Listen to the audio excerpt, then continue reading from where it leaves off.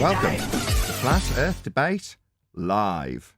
I'm your host Nathan Oakley, and if you are new to this channel, or you've not done so already, then be sure to subscribe, hit the bell notification icon, and join button if you'd like to become a Nathan Oakley 1980 channel member and keep up to date with the Flat Earth Debate. If you would like to support the channel, there is a super chat that runs alongside each of these shows while they are live, and there's also a PayPal, Patreon, crypto and thanks button in the info box below the video. Most importantly, if you'd like to join the discussion, simply mute the page you are currently watching, then click the link in the info box below this video to join the panel and express your views on the nature of Earth. If you do join, please don't swear. If you do, you'll be ejected, and if you are, please don't try to rejoin the stream using sock accounts. You'll be warmly welcome back on the next stream. Please also share the show on social media. Sharing the show obviously increases the live audience, but this in turn increases the chances of a more diverse panel, so please share the show on Facebook and Twitter. One last time, if you're new to the channel or you've not done so already, then be sure to subscribe, hit the bell notification icon and join button to keep up to date with the Flat Earth Debate. Now we are joined by Refracted Curvature, The Adam Meekin, Brian's Logic, Neil, 10th Man, Arwin, Righteous Force, and a whole bunch of people in Discord, so welcome one and all. Yeah. Good morning. Morning. Hello. Hey, good morning. Good morning, you everyone. enthusiastic lot. Very pleased to hear it. First plug of the day, because I didn't do it yesterday at the end of the live show, although I did give QE opportunities to do so, and he just didn't. And he moaned about me after the fact, so there we go. I'm going to plug QE show, because it was very good, and I did listen to literally all of it this morning once I saw it was already broadcast and published and ready for me to listen back to, so I did. It's called The Treatment. It's in regards to Bev Dry Thinking. Go and check it out. It's on the Quantum Eraser YouTube channel, so be here or be sphere. At the top of the live stream chat feed, there is a link to that video. But that was covered in the, not really covered, just played in the pre-show. Just the last minutes that I hadn't listened to before the show started, so I couldn't squeeze it all in. And the guys on the panel all got to listen along, and it was good. Yeah, very good job. I'll agree with QE in terms of his assessment right at the beginning, which is to say that personally, I don't necessarily want to be doing those sorts of reactions, and I don't think QE does either. He described it as Bev pulling on Superman's cape, which is a fair enough description. So he got a response out of Superman, that is to say he was pulverized by him. But typically we want to be dealing with things that are a bit more, in line with the heliocentric rhetoric, as opposed to dealing with numpties on our own side. But sometimes needs must, and that's why QE's done it. So if you're going to be critical of QE, attacking the low-hanging brute, then don't. It's just, that's how it is sometimes when you're reacting to things.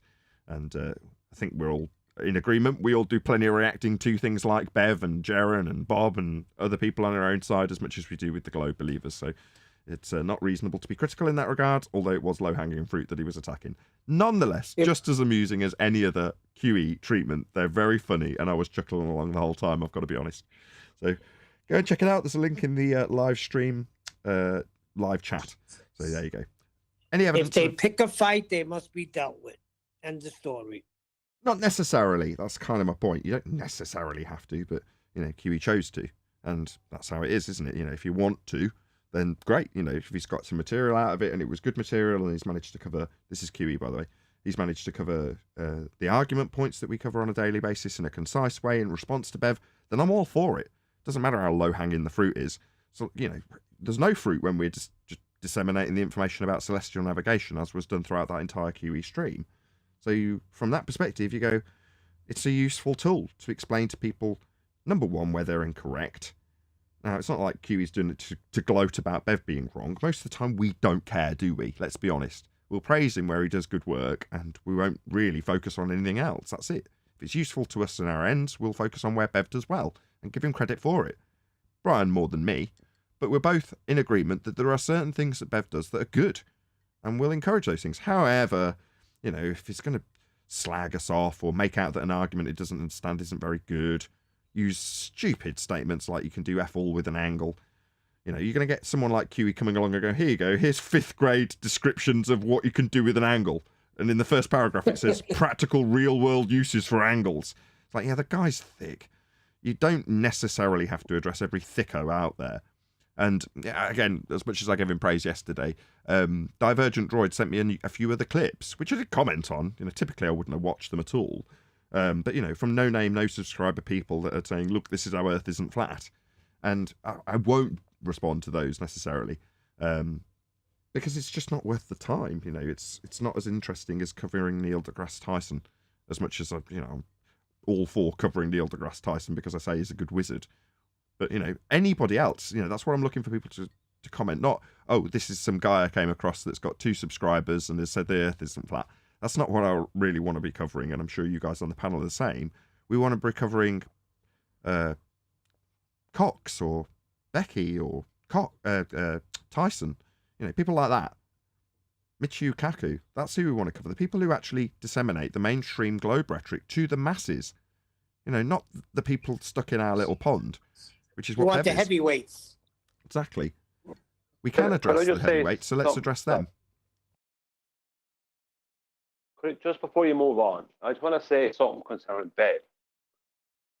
Bev doesn't have to learn about celestial navigation. There's no law that says he has to do that. It doesn't matter to anyone whether he does or doesn't. Bev does very well with geometry and surveying, and holding the ball as the task on that. But what Bev does is he attacks arguments and inadvertently alludes to attacking people based on, and subjects based on his lack of knowledge of them. He doesn't understand celestial navigation because he made a point of not wanting to learn it. And the people around him know less about it than he does, because they just follow his lead because they see him as a good leader. So consequently, they have trust in him. So they never learned about it, and they don't understand it. So they laugh at it the same as he does.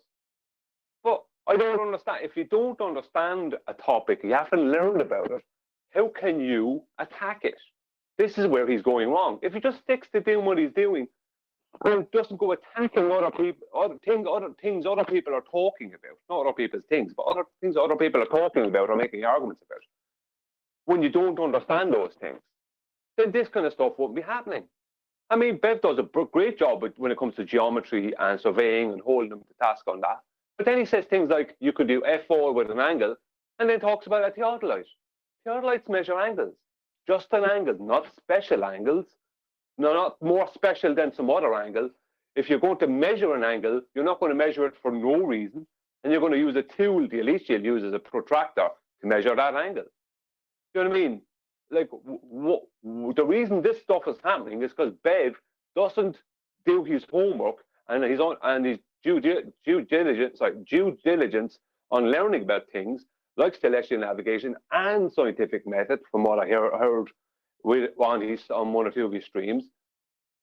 And he doesn't attack scientific method so much, but he doesn't know what it is. I know because he added mathematics in.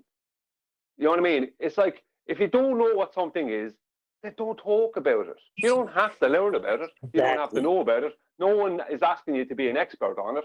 You don't have to learn about celestial navigation. Do whatever you want, but don't be putting it down and making us out to be stupid because we use that as an argument when you don't even understand it. I mean, nobody here is arguing with horizontal and level being the same thing. We'd make that argument too. We have no problem with that. That's Bev's main argument. Speaking of which, is there any evidence that level isn't horizontal? Is not horizontal? No. I have no evidence of that. It is an axiom you build upon, that level is horizontal. Yeah. Right, any evidence? I have no evidence.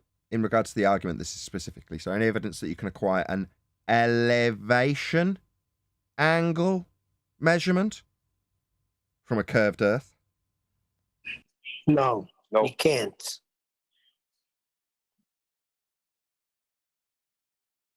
So there we go. That's the end. Question? That's it. That's the 2 housekeeping questions that sums up everything discussed about Bev. We discuss elevation angle measurements and understand the principles of level and horizontal. That's it. Don't have to, as has just been detailed by Brian, you don't have to understand any of these arguments. Nobody's twisting your arm. But if you don't understand them, don't challenge them. That's it. Because you'll end up looking stupid and saying things like you can do fuck all with an angle. And literally QE will bring up a 5-year-old's example of what you can do with angles. It's just sad. But that's what you get if you don't learn the argument, and then you see someone else disseminating it, and go, "Oh, I don't like that. They should be talking about what we're talking about." Self-indulgent nonsense like that. You'll just get embarrassed by QE, which is what's happened. You know, Bev's been taken quite literally to pieces by QE. And he shouldn't have to do that. And he wouldn't need to do that if we weren't being attacked by Bev for his stupidity when it comes to celestial navigation, which he doesn't understand. And as for you saying he understands geometry, he doesn't. That was demonstrated by QE on his stream yesterday. And highlighted with them all going, "What? What's Nathan talking about?" He's talking about the concession that Ruhif got out of Bev, that measuring Earth has nothing to do with Earth. Yeah, that's nonsense. That's what we get from Bev when talking about geometry, Earth measurement. "Oh, no, I'm not going to relate that to the Earth," says Bev. It's just that's what we're dealing with. Numpties, they don't know this argument. So it's okay, lads. You don't need to. You're not twisting your arm. But don't be so brazen as to tell people that we don't know what we're talking about. Outrageous. We do. And when we say know what we're talking about celestial navigation, acquisition of elevation angle measurements in relation to the baseline that you'll be navigating. Yeah, that's what you'll be doing. Establishing your position so you can find out where the hell you are and move forward in the right direction. That's what it's for. Yeah, that's utilising the world that we're actually on with maps and star charts, aka the almanac. That's what it's used for. So this isn't our argument. This is a fact. There is celestial navigation. It is utilised to find your way home if you're lost. You know, that's how it is. This isn't our argument. It's a matter of fact.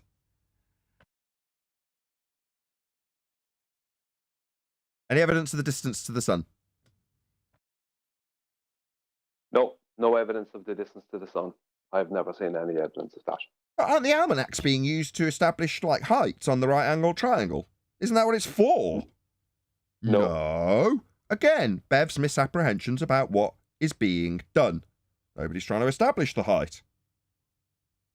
What is this almanac you speak of? Do you mean our magic book? That's right. Bev thinks the almanac's a magic book. Yeah, I told Babe in a comment that you can download it as a PDF, so it's not magic. It's just a detailed description of where the stars are going to be at a given time. That's what it actually is. Demonstrating our exemplary knowledge of the patterns of the stars, which we have known forever. Just going back as far as you like. That's what astronomy is. No, not astronomy. Astrology is. The study of the logic of the stars. That's what it actually does. Figures out where the hell they're going to be based on the pattern that they go through. So if you know the pattern, you can take a particular navigation star, and if you know your time and you know your angle to it, you can figure out what it's above, or more specifically, where it's above. Now, with a circle around the GP of that star, you can have other navigation stars to triangulate your position, to figure out where the hell you are if you're lost. If you know where you are when you're lost, and you know where you're going because you've got a map, you can go in the right direction. If you don't do that, what are you going to do? Travel around in circles till you hopefully see land and die? Now, hypothetically, Bev doesn't understand what hypothetical is either. Yeah? You, Bev, wouldn't survive anybody in that situation. Nobody would live, hypothetically speaking, with you in charge. As detailed on a show that Bev never published, where I go and hand him his own ass based on his ignorance of celestial navigation, and him saying you can do nothing with an angle, enter QE with his, "Here's how 5-year-olds get taught about the practical applications of angles, Dumbo." Again, like I keep saying, we don't need to do this. And there's people in QE's comments going, why is there a constant internal civil war amongst flat earthers? Well, in some cases, some people think it's because they're shills. In some cases, it's because they're just bloody ignorant. And this is one of those cases.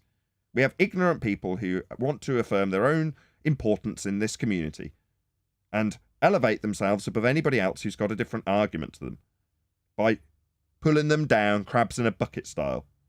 That's what's happening. Nathan, Well, just can a I? point. Just on, a Nathan, point go on ahead. yeah, thanks, Ryan. Just a point on the stars. We're told that on the Glober side, Eratosthenes and how he knew the sun would be directly over a well at a certain time each year. Okay, keep that in the back of your mind. Brian and Adam, I'm going to call you in on this one.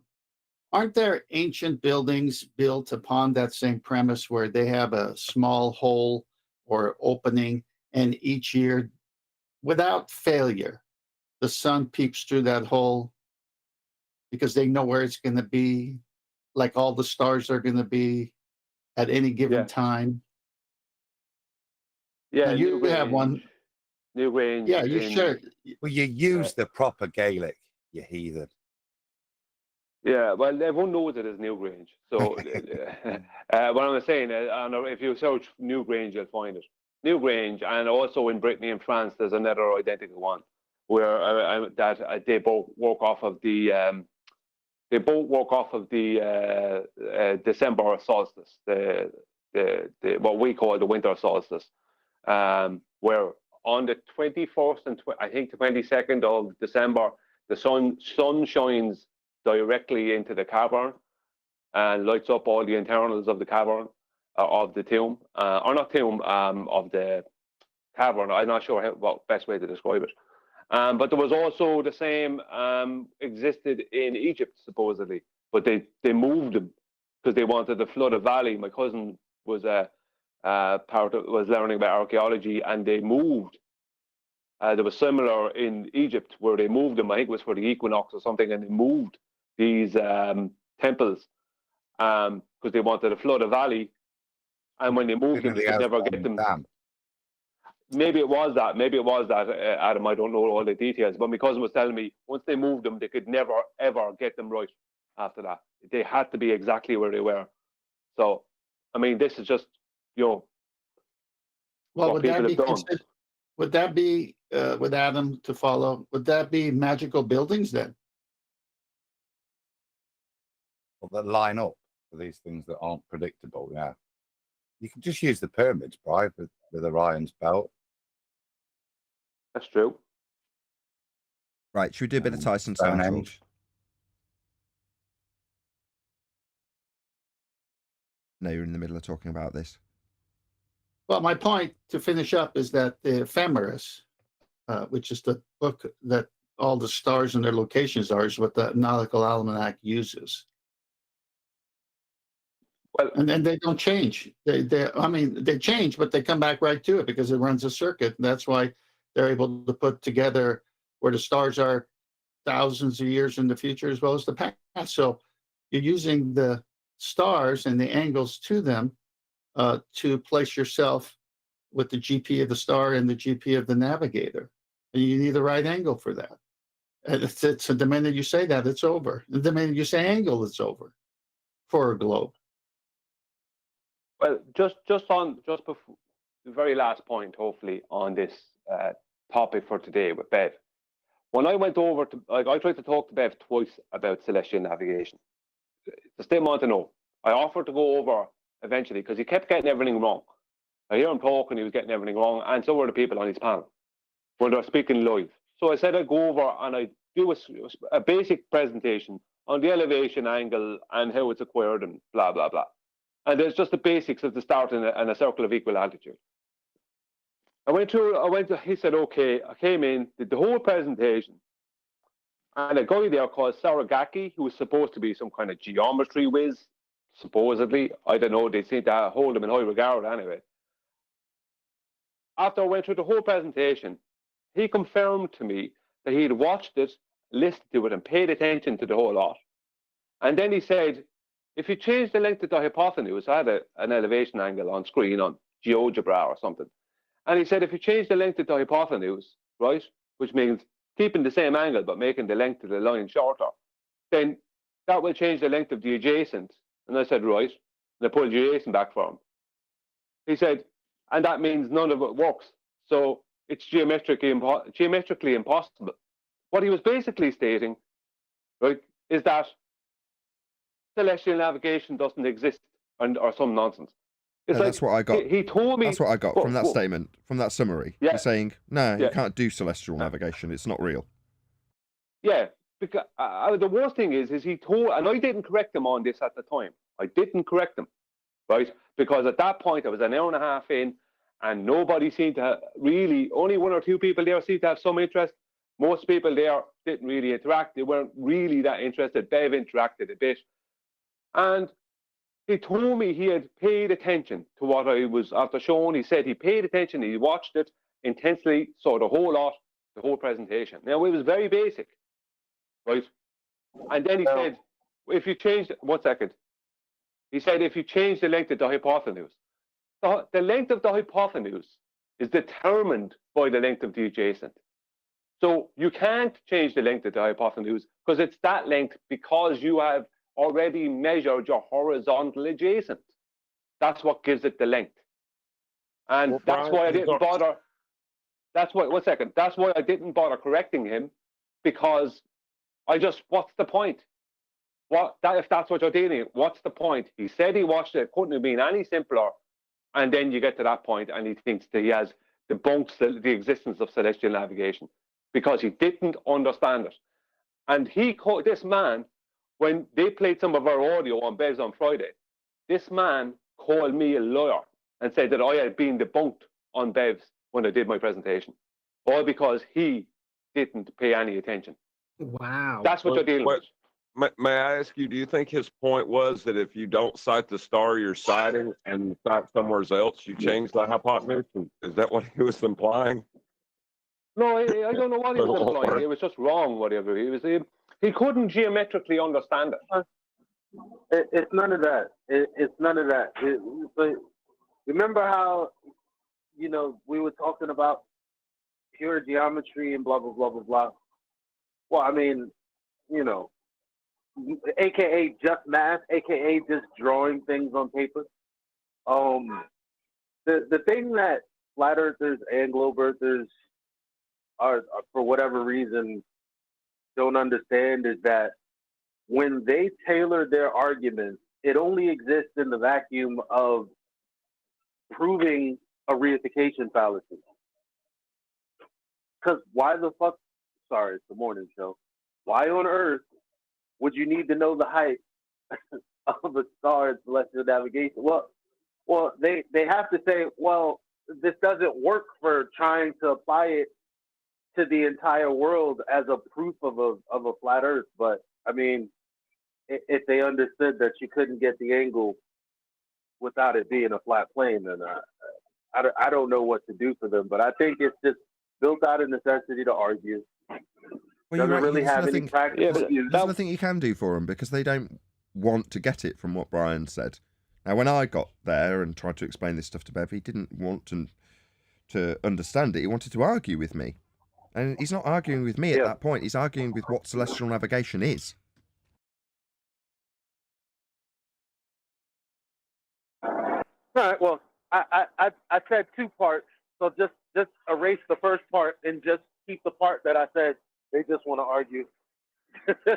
Maybe, yeah. I mean, my assessment is that they've got an elevated sense of self-importance, and that elevated sense of self-importance has led them, like crabs in a bucket, to drag the people around them that seem to be, I don't know, in their perception, doing well or getting to a more broad audience. I don't know, but for some reason they want to drag those people down. It's like, fine, if we're doing something wrong, I would hope we'd all agree that we are really open to criticism here.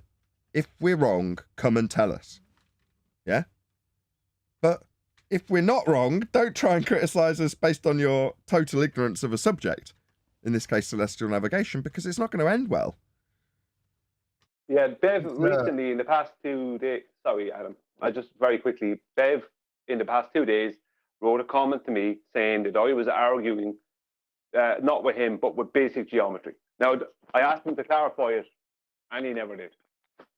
Sorry, Adam, go on. I was going to say it's a repetition of the same thing that happened with the Black Swan. Black Swan was out, and we had all of these issues. It don't make sense. They're rubbish. And then I ended up confronting him on it with that very specific purpose. I think I'm not afraid to be wrong. And you're out there as a flat earther saying this is nonsense. It's wrong. It doesn't stand up. I can disprove it. And after trying to get that point across, we spent 3 hours where, say, first of all, fundamentally, Bev goes on to demonstrate he's not even listened to you, doesn't understand the argument. And then you get, well, what did I have? The earth's not flat because you've got hills and mountains, is what it descends into. As you say, Nathan, goes to just start an argument with you on anything, as opposed to pressing the point where you're there. I say mine descended to definitions of topography. Well, there we go. I call it, it Go on, has a John. name. It's called argument ad retardum. I remember when SC Montreal came on our show after the initial brouhaha about this, and we had a nice talk with him, and we brought up that statement about you can do F with an angle, and we said that there are other parts to celestial navigation, the location of the stars, the time of day, how they use degrees and minutes, seconds, and so forth. There's a whole part about it. It isn't just you take an angle and then, okay, I know on where I'm at just because I took an angle. No, you got to know what you're using to establish that angle.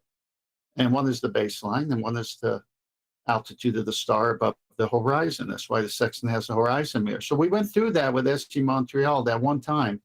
And he says, man, you guys should come on the show and go through this. I mean, so he got more from us in that one visit than just an angle. So I don't understand why you isolate an angle, because if someone said to me, well, with one angle, can you do anything? And I said, well, no, not without the other parts, because I need to know the star I'm looking at, and I need to know where it's supposed to be over this earth at the time I'm looking at it. Okay, so I could answer that way.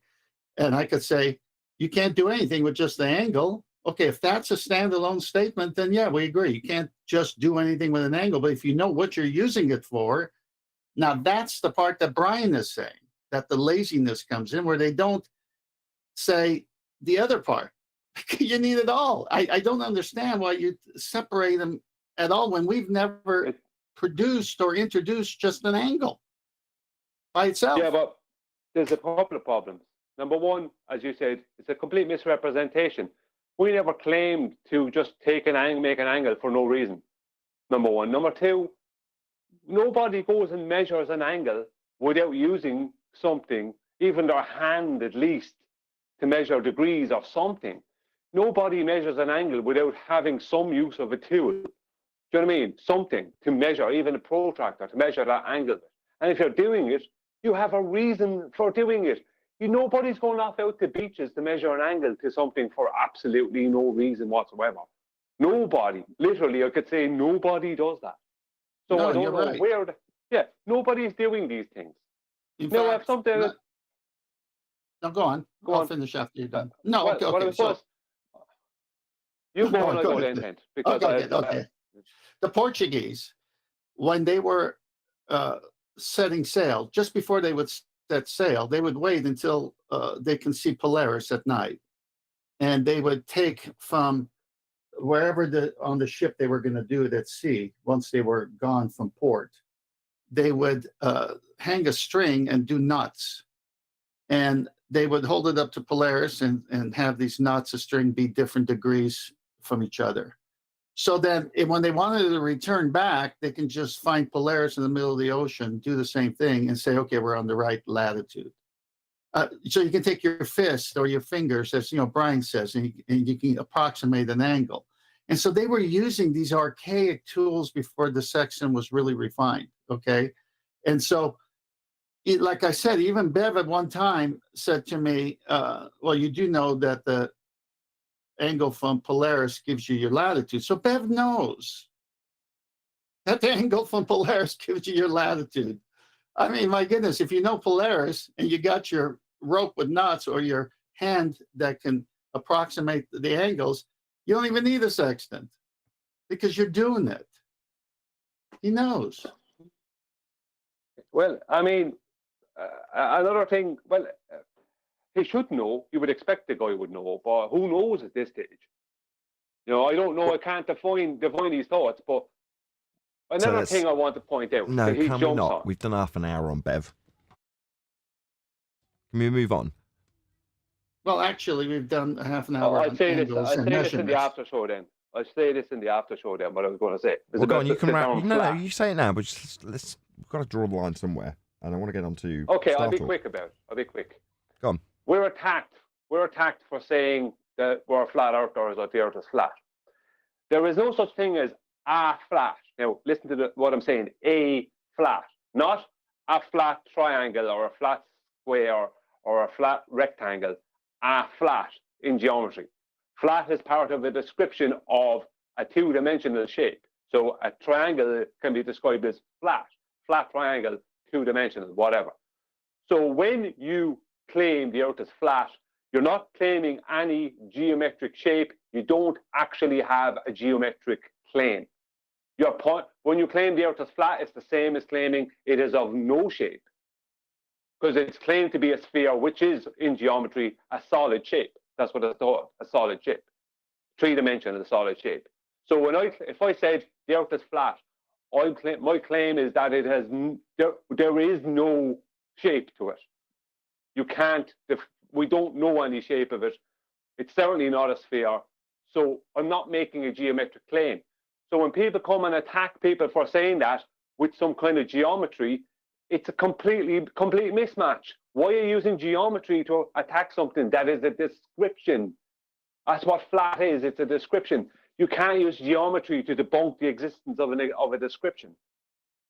It's stupid. The That's it. Thank description you. at sea, I'll finish up my part. The description at sea level is 0. Yeah, the height of the topology is in reference to that 0, which is in an aspect. That's what Brian's describing. It's not a shape, it's an aspect. And the topology is reference to that flat aspect at 0. That's sea level. It's all with reference to flat. Yeah, you've got height above and below sea level. Yeah, we've got topology. But what's the overall reference? Is it a sphere shape? No. Two-dimensional plane. That's what it's referenced to. The three-dimensional aspects of our world are referenced to a plane, not a shape. That's Brian's point.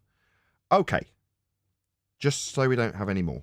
Is anybody else got anything to add on Bev? Because I really, really want to move on. Virtually. No, but I do. Sorry. Not directly at Bev, because I'm not interested in that. But Refracted just piped up with. What fallacies did you shout, John, in terms of what's going off? Because we discussed this a bit the other day, what was going off. Yeah, I think I named it argument ad retardum. So I'd had one in my head, and it was reductio ad absurdum. I want to go just off topic a little bit, because it's one of the few times I've found a flat Earth supporting reference in Wiki.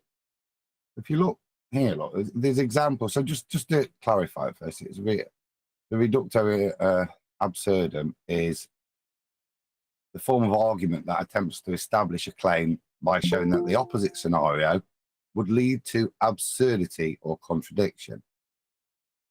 And then here's the example, which I thought was quite nice.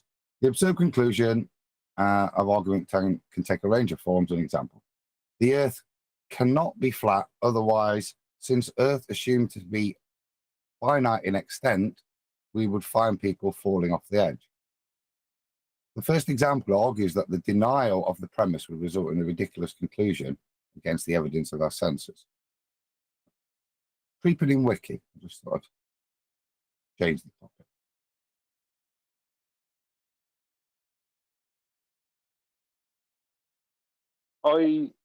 If Adam is finished, are you finished? Yeah, I'm Adam? done.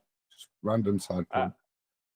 Just so you know, I tried out the question of, is there any evidence that a great circle root is a circle? And Wolfie and them are coming back with nothing. Oh, keep us posted in that regard. That's a good segue. Yeah, well, yeah. Yeah, it's a coming back, well, there's a- segue to reaction to this video as opposed to back onto someone else that's just less important. Okay, are we all happy to move on? There's 108 people watching right now, right? And typically when we get to the hour mark, we're about 3 minutes into the video and it's 18 minutes long. So I'm going to do this now rather than like 5 minutes before. Please share the show. I'm going to put an arbitrary number on it. If we can get to 120 people watching, we'll extend the live show and continue through whatever nonsense Neil deGrasse Tyson's talking about. What's he talking about? Neil deGrasse Tyson explains the Earth's rotation. Oh, this should be good. Okay. So please share the show. So please share the show. We will hopefully, if we get 120 people watching, extend this live show out a bit longer for the live participants, so long as there's 120 of them. If not, we'll just round out like we have every other time I've tried to do this. But typically I try to do this 10 minutes before the end, which isn't normally that successful. Anyway, please share the show. We're going to get on with this now. So this is Neil deGrasse Tyson explains the Earth's rotation on his channel, which is Star Talk. And yeah, hopefully we'll get some reactions from some of the panel as well. We'll crack on. Chuck, we're back. All right. I couldn't stay away. Well, yes. I got some more explaining to do. You got some explaining to do, Neil. Oh my God, I said. Okay. Just so I don't get copyright strict. That's why I'm interrupting. Sound like my mother-in-law. That's crazy. Or Ricky Ricardo, one or the other. Well, my mother-in-law is Ricky Ricardo. So I thought that was Jose JG for a second, but more things to say about the rotation of the Earth. Really? Yeah. Well, you're going to need an R value for that. Let's hope we start there. We did something about what would happen if it stopped. We did something. Whoa. We're going to automatically assume that we are rotating. So textbook begging the question fallacy biasist. So his brother on the right-hand side of this screen has just said, what happens if it stops? So we're automatically assuming that we're rotating then. Textbook begging the question fallacy. Tell me about how many people Superman would kill if he flew backwards. Superman's about as real as the rotation. Then stop the Earth. If he flew backwards. What? So you're going to compare your proof-see of Earth spinning to literally Superman flying in the opposite direction to stop Earth turning in a movie? You haven't proved it turns. This movie reference isn't proof Earth turns. Is this a joke? Anybody else got any comment on this? well, to be fair, we've done it, but I think ours was not to prove it as support, but to cite how much of a joke it is. But if he's actually going to evidence, is it Superman 2 or 1? I referenced Superman in regards to a description of what's called the suspension of disbelief, and a level that you could class as subliminal in regards to the suspension of disbelief. So when you move into the theatre and you start watching the movie, we're talking about Superman. It doesn't matter if it's Superman 1 or 2. The one where he goes up to the heavens, looks back at the ball, flies back around it to rotate it in the opposite direction, according to the plot of Superman, to reverse time, to stop a dam breaking so he can save Lois Lane. Right? That's what we're talking about. He flies up past the horizon into a sky vacuum and looks back at a ball Earth from space. That's what Neil deGrasse Tyson is using as an example. Well, when I use it, it's because you suspend disbelief when you know that Superman isn't real. You know men can't fly. And you know the Earth is not a sphere. And the sky is not a vacuum. No. You don't accept those suspensions of disbelief. But when you're seeing Earth as a sphere from a place you will never visit that doesn't exist, known as a sky vacuum called outer space, you do, without realising, suspend disbelief. Yeah? It's ludicrous to think that you could be in a position looking back at a ball Earth from space in a vacuum. So you have to suspend disbelief about it. You just don't realise it. You think you're just suspending disbelief about Superman being real, which is a state that you have to be in to absorb a movie or absorb a play or read a book that's fictional, story-based. You have to suspend disbelief. Just how far do you go? Go on. I was just gonna say, can I give him props on how he threw in a very well placed okey doke? How they started it off with talking about the eventuality of it stopping. So we talked about what would happen if it stopped. Yeah, that's obviously a begging the question fallacy off the rip. But how many times have we been told the only way we would know if that it's moving is if it were to stop? Right? Right. Very well placed okey doke by him. That's why he's a magician. Well, he's going to start talking about the effects that would happen if it stopped, right? So in other words, if you're sat in a chair listening to this now, right, assume that the chair isn't actually stationary, that it's moving at 1.2 million miles per hour. It actually is moving at 1.2 million miles an hour. You are moving that fast. That's how fast you are moving. Do you understand? We're all in the room. You're all nicely hypnotized, right? So given that you are moving at 1.2 million miles an hour, imagine what would happen if you suddenly stopped. That's what he's doing. So now I'll describe the catastrophe that would happen if we stopped on the premise that everything's only moving normally and seeming normal because we're moving. Slowed down the Earth, stopped it, reversed it, stopped it again, and sent it back. Yeah, nobody left on Earth. As if that would actually reverse time, though. Right, as if. Right. As if. So even if it did and could, he still killed 7 billion people. No, he didn't. What we saw was a man claiming to be capable of flying in a place that isn't real, akin to Narnia, i.e. a second law of thermodynamics violation. He then, flew back through space and time, a la Einstein's mathematics of pseudo-Riemannian four-space geometry. So it's very much in line with nonsense from Einstein. Okay. Or however many people were on Earth the year of that movie, which I think was 1970, in the late 70s. But Really? So, What a bunch of nonsense. here you go. Say again? What a bunch of nonsense. I mean, Superman was flying so fast, he literally broke the barriers of time and space. He didn't literally make the Earth turn the other way around. That was just from a camera perspective. He's going back in time now. The Earth wasn't changing. It was Superman that was going so fast. He literally reversed the rotation of the Earth. That's in the movie. ridiculous. Yeah, Yeah, it's he a did. Superman movie. No, but look, they say maybe Just that, remember, Arwen, there's some according comic to book the fans time here. space breaking thing, it's only because he's going that fast. Hold on. He No, spins the Earth point- backwards. He spins Earth the other direction, Arwen. Everybody. Have you watched the Superman movie? It looks. Arwen does this that is- occasionally, right? He's got a vague understanding of Superman and the Superman movie, which you probably watched 20 years ago. But no. They're right in that regard because they're saying, that's not in line with geodesic spending in pseudo-Riemannian four space time. Well, yeah, okay, fine. Yeah, that's the point. They've now got audience agreement that they're not being ridiculous. Of course, you don't turn back time, but of course, we've also got now the As tacit if. exception. The Earth is spinning, isn't it? And it's a ball. Adam, you got to say as if they could do that.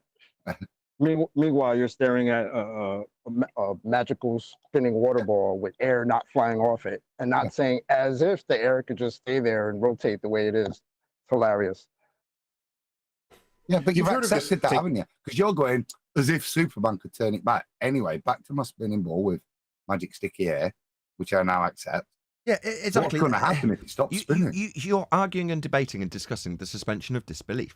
You suspend disbelief that Superman can turn Earth in a vacuum the other way. And what you don't appreciate is that Earth in a vacuum is also you suspending disbelief.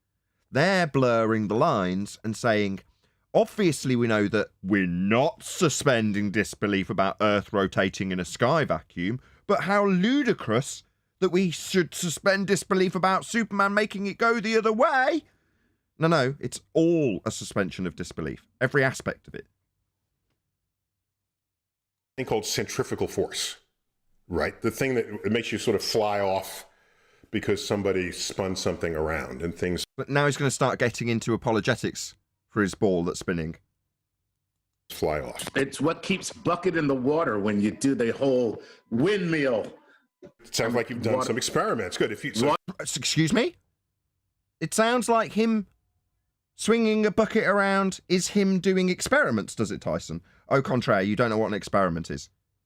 Him swinging a bucket around is not him observing a natural phenomena and then figuring out the cause of it by suppositional-based hypothesis experimentation. That's not what this is, Tyson. You bloody pseudoscientist, clown pretender.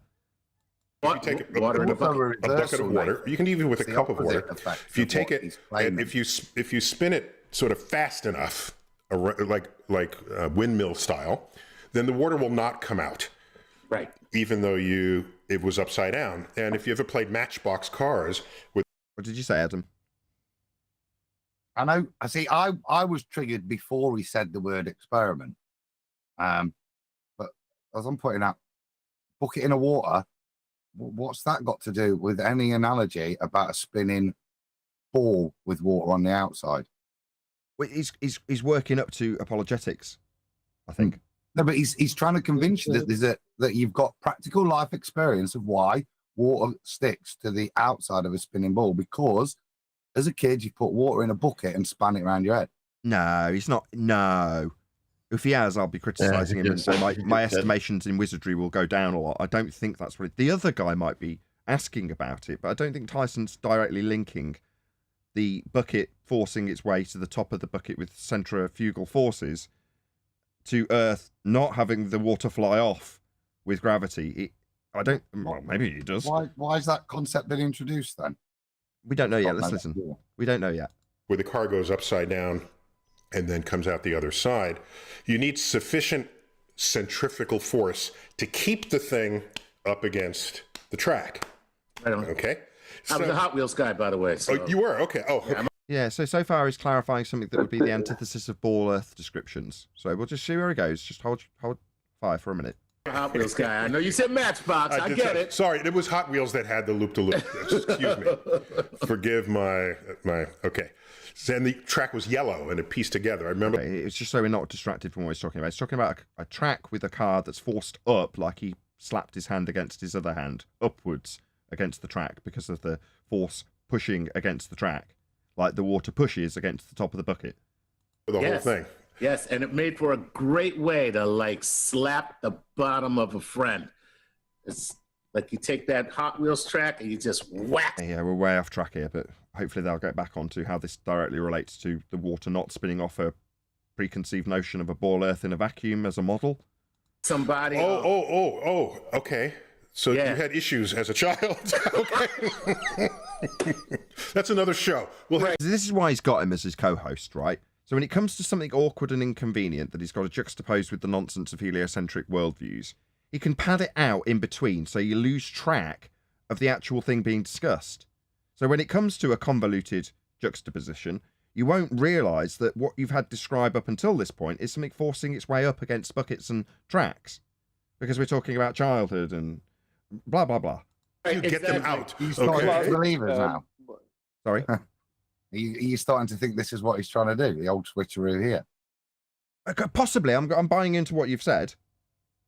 Well, I see it as he has what he's showing the audience to be his everyman, and how the everyman that he has agrees with everything he says, and is in wonder and awe at how brilliant it is. That's how I see it. He's using this guy as the everyman. Multiple use kicked out of elementary school. All right. So it turns out there's no such thing as centrifugal force. He's just spent a prolonged period detailing the force and describing it and labelling it as such, but now he's going to tell you that there's no such thing. What gives?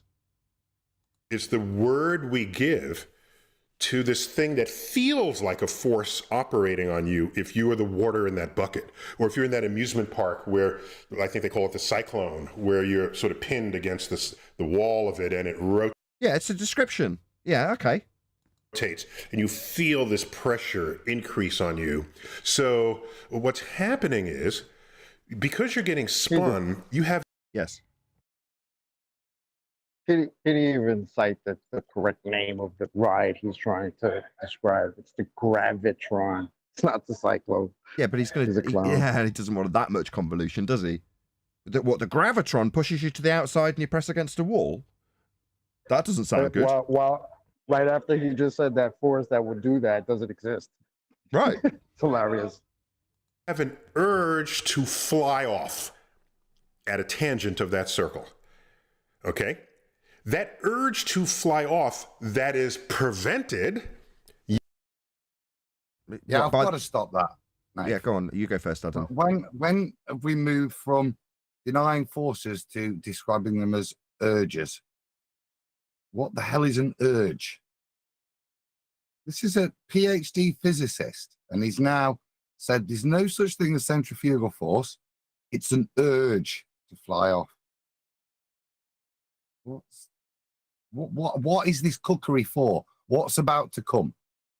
That's You will required. feel as a centrifugal reverse. force. So you're saying you will feel it as a centrifugal force? The one that doesn't exist? If it didn't exist, we wouldn't be feeling it. And you wouldn't be describing it and giving it a label of centrifugal. Why are you doing this, you stupid clown? Okay. It might be about So to if okey doke it and change it to centripetal force. any moment, the walls just disappeared on the cyclone. Is it called the cyclone? Whatever that was called. The flying I forget saucer. the name of it, but Gravitron. I do remember. I think I'm misremembering because Cyclone is the roller coaster at Coney Island. At Coney Island. So whatever that thing is, we've all gone.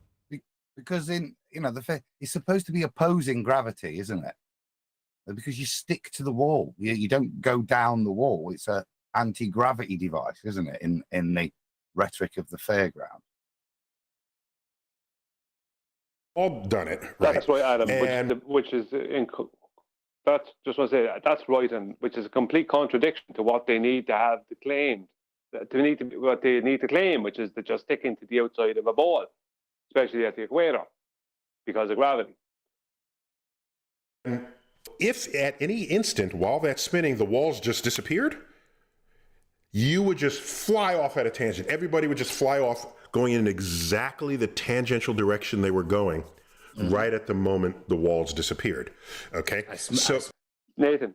Yes. He just disproved all and any claims of the conservation of momentum for things like airplanes or this, not that they needed disproving, but he just said the walls weren't there, the people would fly off. Yeah, so you won't be conserving the momentum of the thing rotating. You're going to be thrown off because you're not physically attached to it. You're trying to drag in anti-flat Earth rhetoric into Neil deGrasse Tyson's spiel. We could do this, but I'm not going to. I'm sorry. Okay, but that is an official claim these days. Just to let you know.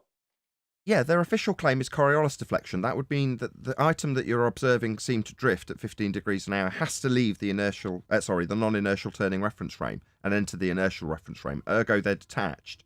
So the anti-flat Earth rhetoric of conservation of momentum, that is to say that an item leaves the non-inertial turning reference frame and tracks along with the non-inertial reference frame because it's retained the quote-unquote angular momentum. Number one, that description in and of itself is flawed. Because to retain angular momentum, it means you're retaining the angular aspect. In other words, you'd start spinning at 15 degrees an hour when you left the ground. It's meaningless drivel that they spew from the anti-flat Earth side. He's not said that. He hasn't. I know. Said that. This is Tyson the priest. He's described it correctly. I tried to put a stop to it, but Brian re-clarified it. He's not. Yeah, he just says you'll fly off at a tangent. So yes, which is what will happen to you if you're not. Yeah, exactly. Yeah. He's very clever, Tyson. If in their world, that's exactly. So he's not invoked any of the anti-flat earther, angular retention, linear speed. He's not said that. He's not gone to their rhetoric. I don't think Brian thinks he does. That you wouldn't That's not what Brian's saying. Brian's saying, listen up, anti-flat earthers. Here's a real priest of heliocentrism debunking your debunk of our pointing out we don't have Earth rotation. You say it retains the angular momentum. Well, no, not even in your heliocentric rhetoric. Are we done now? Now we've dealt with and disposed with the anti-flat earthers because of this. No, I wasn't making that point about it. Brian was. I was saying I'm just appreciating the craft here. How he gets to nod along. Yeah, I'm trying to. The claim of the retention of momentum is far more official these days than maybe you realise, Nathan. That's what they have to claim concerning everything. It's anti-Coriolis and it's anti-priesthood of heliocentrism. When we hear it, I don't care how prevalent it is amongst the anti-flat earthers. Please let's not dwell on this, please. Okay, I won't. I'm just pointing out some things that are important. Let it go. But for us, it is important. That's why I have dwelled on it to a certain extent. But I do want to move on. I want to hear what's coming. Damn, Chuck, you're so cynical, Chuck. So what the wall does is prevent that from happening, and then it feels as though there's a force acting on you. And by the way, that is the worst ride to take if you get nausea. If you feel who cares? Compare this to a heliocentric spinning Earth. Nausea on amusement park rides, because if you try to throw up, the throw up will who cares? Get pinned to the back of your throat.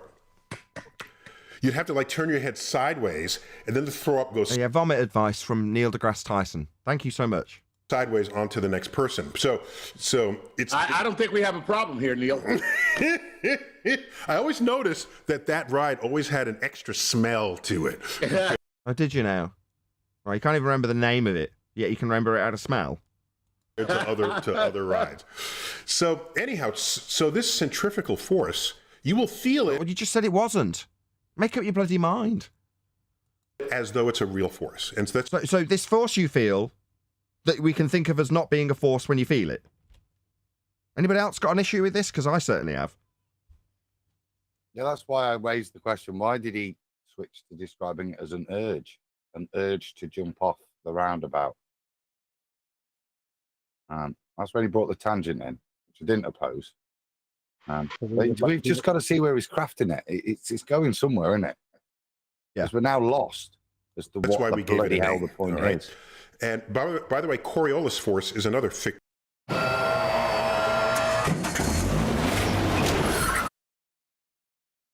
force. It feels like it's a real force operating, but it's the product of other things going. No, it doesn't feel like anything. It's an observational based effect. It doesn't feel anything. If you're observing Coriolis drift, you're observing something that hovers above a roundabout, looking like it's coming towards you, as you spin towards it. What's being felt in that not actual deflection of a drone hovering over a roundabout? It hovers, you move towards it, unless you smack into it, you're not feeling a damn thing. You're observing not actual deflection. It's not like there's some force that's about to throw you off a roundabout. This is the craft, Adam. Convoluting these two things. The feel is the key word here. Obviously, when you're pinned against the wall because some mechanical device is spinning you, you feel that. But no, I've never heard of feeling the Coriolis. You can't. It's an optical effect. It's a sight gag, as QE describes it. The Coriolis force turns storms into... No, it doesn't. Not actual deflection does not turn storms. That is incorrect, Tyson. Wrong. Coriolis is a not actual force, as you've just accurately identified. An effect that can be observed. An illusion that appears to happen when it doesn't actually force anything to do anything ever. Yet you're saying it now makes storms move in a certain direction. Absolutely absurd. Not actual forces don't move storms. In a clockwise. No. Not any direction. They're not doing anything if it's a not actual force. But what he's saying is like the roundabout throws you off because of a not actual force. No. You're feeling a force. Coriolis isn't that. Coriolis is you observing a not actual deflection occur. I.e. the thing hovers above a roundabout and you turn beneath. You're the thing moving, not the item. So no, definitely not. You turning underneath wind will never cause wind to change direction, create direction, do anything. You observing a tree as you turn beneath it, seem to move when it's rooted into the ground, won't make the tree spin in a certain direction. Because it's not actually moving, it's you turning underneath that creates this effect. And the effect isn't actual. So it's not going to move storms. Counterclockwise direction in the north and clockwise in the south. In fact, we'll land there at the end of this explain. Clockwise and anti-clockwise are relative directions. A storm that I can observe, if I moved to the other side of it, would be moving in the other direction. If I look at a clock that's transparent and go to the other side of the clock, it's moving in the opposite direction. Is it suddenly the hands are going the wrong way? Just because I've observed it from the other way. If I cross over the road looking at a roundabout and look at the traffic going from left to right, after I cross the road, it goes from right to left. Has it changed direction? Or is it merely relative when you say anti-clockwise, clockwise? Because it's meaningless drivel. So what that means is if you're on Earth and Earth is spinning, What, if you beg the question that Earth is automatically rotating and that non-forces called Coriolis can make winds change direction? They can't. And you're begging the question. You ought to feel some centrifugal force. Yeah, you damn well better. We don't. Yay! You ought What do to. you mean, yay? He's just said if you're on a spinning Earth, you'd feel some force. The one that would throw you off a roundabout. We don't. Meanwhile, we're supposed to see Coriolis deflection. That's the not actual drift, definitely not a force, definitely not making winds do anything. We should see that, and we don't see that either. Now, who would feel the most centrifugal force on Earth? Where would you be? Anywhere. It's supposed to have a 15 degrees an hour claimed rotation. So who cares? It's happening according to you, and we don't feel it. No, At the At the equator. no, I did a presentation. This is one of my old school presentations, isn't it? So You're asking at the about rim equator. velocity. If so, equator. Yeah. 1,000 miles an hour. Yeah. Over 1,000 miles an hour. I think it's 1,024 claimed. at the center, like at the equator. At the equator, okay? Right. Now, of course, we all finish one So what Neil deGrasse Tyson said is, where would you feel the most force? Well, where there's 1,000 miles an hour rim velocity. Do you feel any force? No. Would it be measurable? Yeah. Adam's got the maths for it. You'd feel it. That'd be the same force he said doesn't exist and also called fictitious. That force. But he's convoluted that with an actual force. Something that would throw you off a roundabout. Oh, it's not really a force, but it'll throw you off a roundabout. Oh, really? So when you convolute not actual deflective forces of Coriolis with actual forces that can throw you off a roundabout, we have a not actual deflection that is about to describe not feeling. When you don't feel Coriolis, you see it if it happens, which it doesn't on a turning Earth, because we're not turning. Nothing's deflecting. If it was, we'd have shortened flight times, because Earth would be moving underneath aeroplanes. rotation in 24 hours. However, they're traveling a much bigger distance to do so. So they'd feel it more. There'd be a higher rim velocity. 1,000 miles an hour. Okay, they move the entire circumference of the Earth, about 25,000 miles, in one day. Whereas as you approach Santa Claus on the North Pole, your circle becomes shorter and shorter. So therefore we'd feel less rim velocity as we moved further and further towards the presupposition of a pole, which you'll need an R value for, to assume Earth rotation.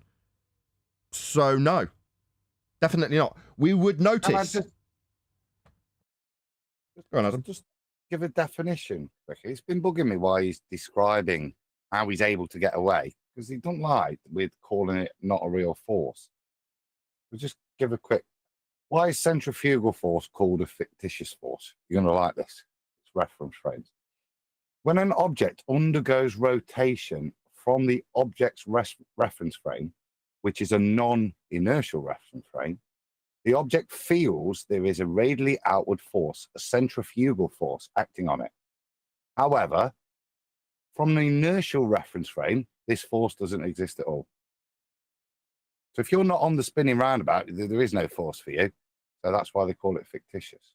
It's as best I can, which is therefore not to imply that it's not a force you experience. It is a force you experience. It's just described that way from the inertial reference frame.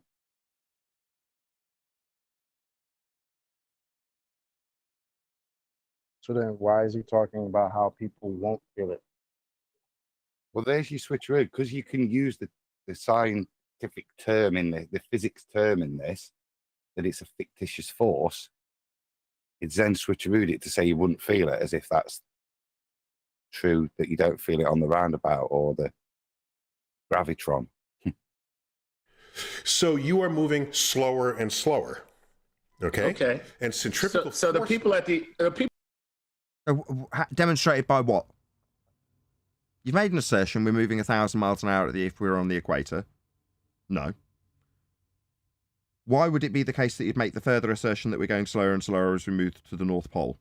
As demonstrated by what?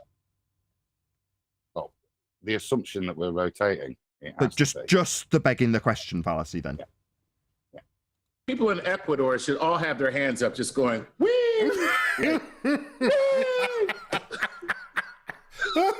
Why is that funny?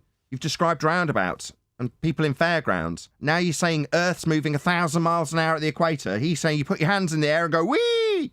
And you laugh. Okay. Yeah, it's ludicrous.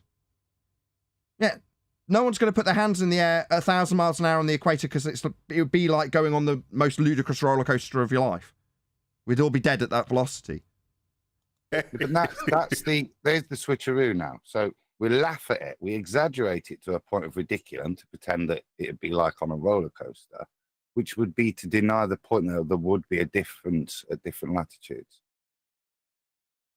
So by comparison, Tyson, given that we're moving at 1,000 miles an hour and in a bucket we'd be pressed up against the top of the bucket, and on a scale extra track with a loop-de-loop we'd be pressed up against the track, and but for the fact that we're pressed up against the track we'd be thrown off. Why on unholy hell wouldn't people moving at 1,000 miles an hour rim velocity with no wall not be thrown off also? They would. Just like any good amusement park ride, all the equator people. All the equator people. Yay! Yeah, you're laughing at it, but it's absurd. So yeah, this is your rhetoric, and it is absurd. So yeah, laugh it up, you stupid rhetoric. That's what's hilarious about this. This is their rhetoric that they're trying to establish to people that is real, and here they are laughing at how ridiculous it is. It's amazing.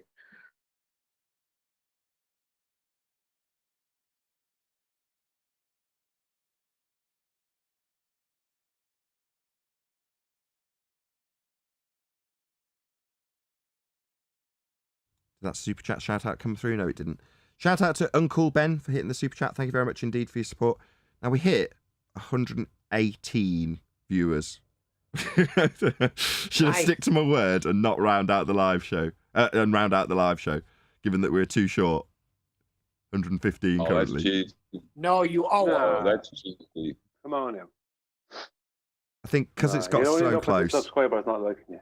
Right, well, I'll give it 10 more minutes, right? If we can hit 120, because there's only 5 more people, please share the show. If we can get to 120, I'll continue throughout this response. But I'll just do 10 more minutes because we came so close. Please share the show.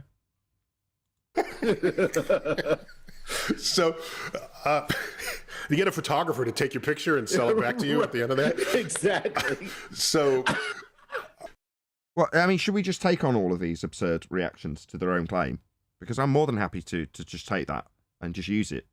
Yeah, you idiots think that you can like put your hands in the air and get the photo at the end on the equator, don't you? You bunch of muppets. so the equator is about 25,000 miles around, and it takes 24. Where'd you get that number from? I wonder where he got that number from. Anybody know where he got that number from? What did they measure to get that, I wonder? Could it be the equatorial plate? Could it be Polaris? Radius? Where did he get that value from? Angle measurements to Polaris. Angle measurements to Polaris? So off a flat plane. So this value that Neil deGrasse Tyson has just laid out for you is a flat Earth measurement. Maybe you can tell us where he got his claim to be equatorial circumferential value from. Because we know where it came from. It came from a measurement to Polaris. 4 hours for one full rotation. Off a flat plane. Okay. So if you divide those two numbers, you get approximately. So what if we just beg the question and then start dividing up numbers based on your begging the question fallacy that Earth's rotating at a certain rate? No, why would we just assume it and then start making calculations after the assumption? I don't get it. You haven't evidenced it with anything at all. In fact, the evidence you provided would lead us to being on a roller coaster, having our photos taken at 1,000 miles an hour on the equator. That's the evidence. The absurdity of your claim is your evidence. And then back to beg the question. No. Let's ignore all the absurdity of my claim and how it lays out so far and just get back to begging the question that we are in fact moving. Right, Tyson?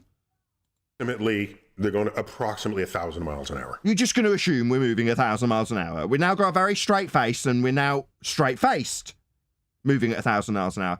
All right, well, while you're detailing it, I'm just going to pepper it with what you peppered it with only moments earlier. So let's see how that goes. Right. Okay? And that's fast. Yeah, hands in the air, get your photographs taken, because we're on 1,000 miles an hour Earth that's turning. I mean, that's faster than you would ever be going in anything in your life. Yeah, and we're not, and we aren't, and it's ludicrous to assert it. We'd all have our heads ripped off. Yeah, it's absolutely ludicrous. Elvis Kaforvik says, Wizard smoked the grass. Nathan, you are running his frames of reference. Smash the super chat. Ruining, sorry. Thank you very much for the super chat. Really appreciate the support. Thank you very much indeed. That's right. Okay. Now, you don't feel that. Why not? Is there a wall there? Is there a bottom of a bucket there? Why don't we feel it, Tyson? Because first, Earth connects you to its surface, but... What, like we would be connected to the wall that was stopping us being thrown off the surface? No. In the earlier examples, there was a wall on the top of a bucket to stop us being thrown off. Now you're saying that when the bucket's upside down, in mid-motion being swung, there is no ground under the bucket. You know, there's a roof for it to press upon. You know, that force that you said you won't feel that's going to throw you off a roundabout? Where's that? You're saying that the ground is like the wall of the bucket? No, that's like a roof in this example, Tyson. How are you comparing the ground when the bucket didn't have a ground? But also, you're moving very uniformly. And? So you're going to be thrown off at a tangent uniformly? Through space. To do so. No, space is fake. Second law of thermodynamics violation. And the air around you is moving with you. Oh, so no Coriolis effect? Wow. Hold on, Tyson. If the air is moving with the ground, then how in holy fuck did the ball drift through the goal? You double-speaking contradictory clown. If the air's moving with the earth, it would need something like a track or the bottom of a bucket to press on. It's pressure.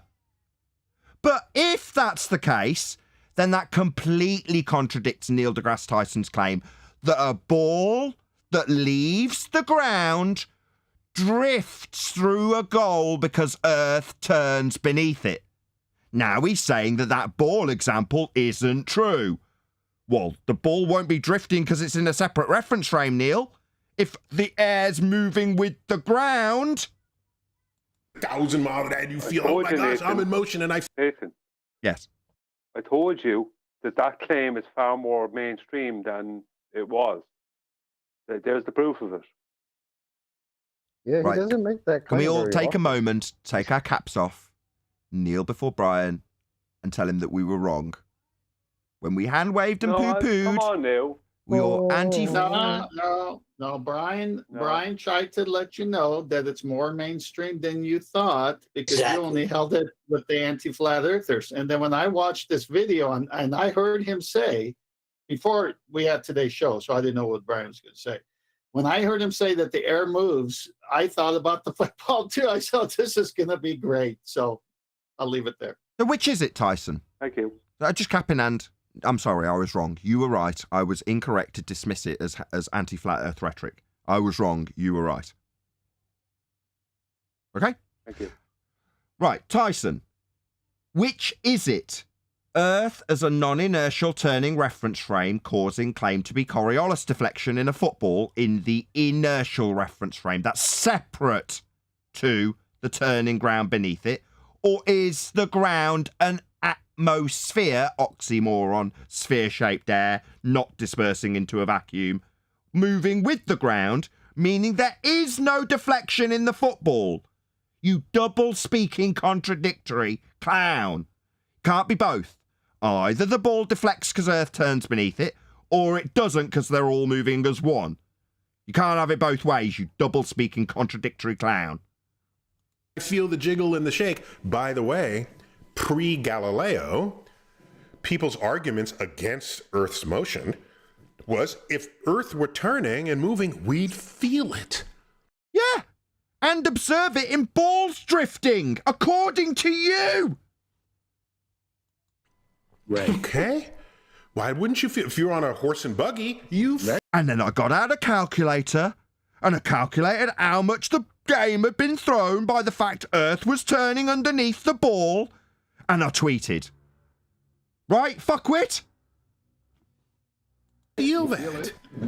All right? You feel the bumps and the wiggles and the jiggles, and even if the... Now you just feel the pain of losing the football game because of the not actual deflection of the ball as the Earth rotated underneath it. in a separate reference frame. The air being separate to the ground moving underneath, according to Neil deGrasse Tyson. He tweeted it, right? You did your little calculation about how separate they were and how much the ball drifted as a result of them being separate, and now you're telling an audience that they're attached and you won't feel anything. Oh, really? That completely contradicts your Coriolis claim, Neil deGrasse Tyson. What an outrage. Now, if you're a ball-believing muppet, you're screwed either way. Earth moving with a begging the question atmosphere sphere-shaped air in violation of the second law of thermodynamics? No. Air is unbonded, Tyson. It doesn't attach itself to a non-inertial turning reference frame, giving you no effect of Coriolis, in contradiction to your statements that you tweeted about a football game. Air is unbonded. Definitely not bonded to the ground, moving along with it when you assume it turns, so that you can have no effect to feel, no effect to throw you off the roundabout as detailed earlier. So it doesn't matter which way he picks his argument. Either Earth's turning underneath aeroplanes, shortening their flights travelling west, or Earth and atmosphere sits in violation of natural law and gas behaviour, because suddenly unbonded gas is bonded to a turning Earth, he assumes. You're screwed either way, and you're a double-speaking contradictory clown. Go ahead, whoever. Nathan, this is the way he said you would feel it. Here it comes, just like they put in the front end of all the arguments, it's their weakest point. So like the edge, where's their edge? You know, boats falling over a flat earth edge. So it's their weakest point because they're the one with the edge. And now their weakest point is you would feel it, but he's saying it in such a way, you would feel it. And then here it comes. Let's finish it. Ride is smooth, you feel it. So clearly Earth can't be moving. Of course, we're not rotating either. Everything is moving around us. So it wasn't... So everything's moving around us. Clearly we're not moving. Clearly no ball deflection to tweet about then. So you were just wrong. You were just lying when you tweeted about how much Earth turned under the football to cause Coriolis deflection at 15 degrees an hour because they were separate. So you were just lying. You're just a con man. Just depends what suits your narrative at whatever interview you're in front of. In front of a pretty blonde, you'll tell her Earth turns underneath footballs. In front of your brother, you'll tell him that Earth and atmosphere move together.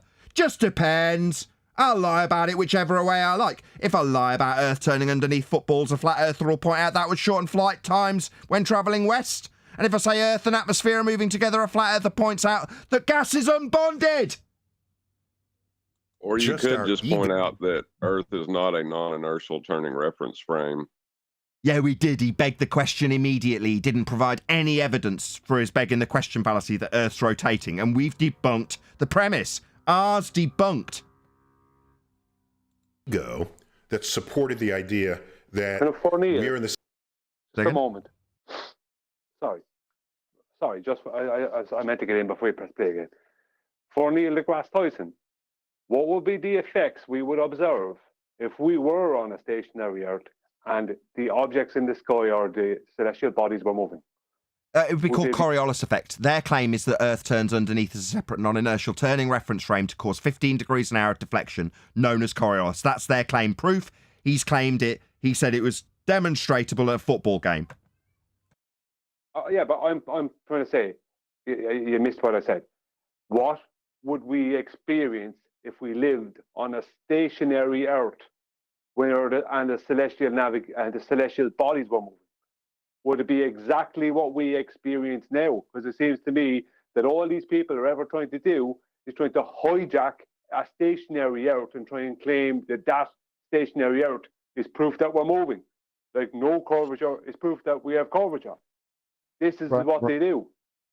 You know, we would actually feel what he's describing if we were stationary, right? Because again, just how to go back to the beginning. Oh, we talked about what would happen when it stops rotating, right? So that's the only time that they assert there's any effect to this rotating magical ball that they're actually laughing at while trying to tell us how we live on it, right? That they would have to conflate a stationary Earth with this. It's insane. Yeah, what different effects would we observe and feel?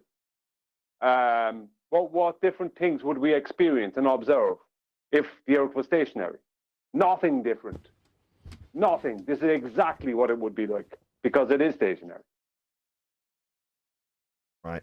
Because we haven't quite hit 120. We got to 119. But I'm going to be a man of my word and say if you are watching this on either Nathan Oakley 1980 or Nathan Oakley Premiering streams, then stay tuned as there will be an after show to follow.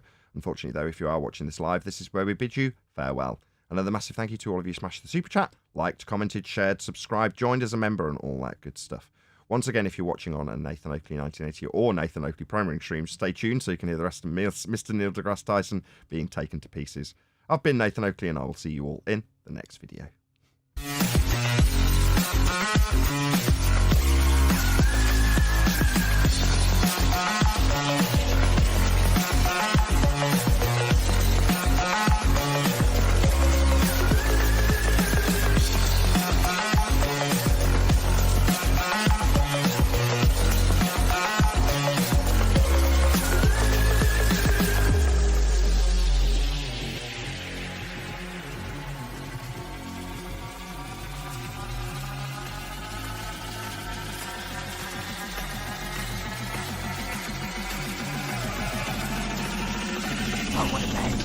What a lovely day!